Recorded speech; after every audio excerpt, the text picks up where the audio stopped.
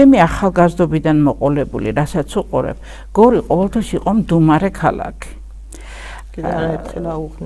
არასოდეს ახდილად პოზიციის დაფიქსირება არ ხდებოდა.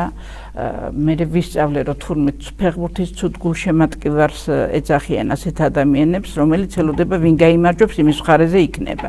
აი უმეტესობა გორელების არის აი ვინც გაიმარჯვებს ფეხბურთის ცუდი გულშემატკივარი იმის მხარეზე დადგება რომ ქალაქი პატარაო, აი რომ მომისმენია, რატო არ გამოდიხარ? უფრო მეტიც უთქვიათ ჩემთვის რომ შენ Facebook პოსტებს კითხულობ, მაგრამ ვერ ვალაიქებ. ხო ახლა წარმოიდგინეთ ამის აღიარება ჯერ, ხო?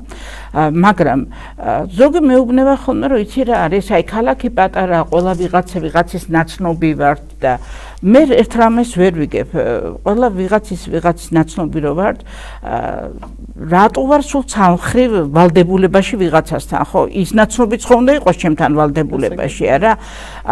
ეს არის მე მგონი რომ საკუთარი ასე ვთქვათ თავისადმი უფრო უპატივისცემლობა რა სანამ პირადად თავში არ ჩარტყავენ და ბევრი თავში ჩარტყმასაც იტანს რომ გონია რომ მოითმეს და გადააგორებს რაღაცას და ჩვენ ახლა რას მივეჩვეთ ჩვენ კი არ ვცხოვრობ და მართავთ მოვლენებს გადაგორებაზე ვართ აი დღეს გადავაგორეთ მეორე დღე გადავაგორეთ ისე გადავედით არსებობაზე არსებობის რეჟიმზე რომ პროტესტის გზნობა არ გვაქვს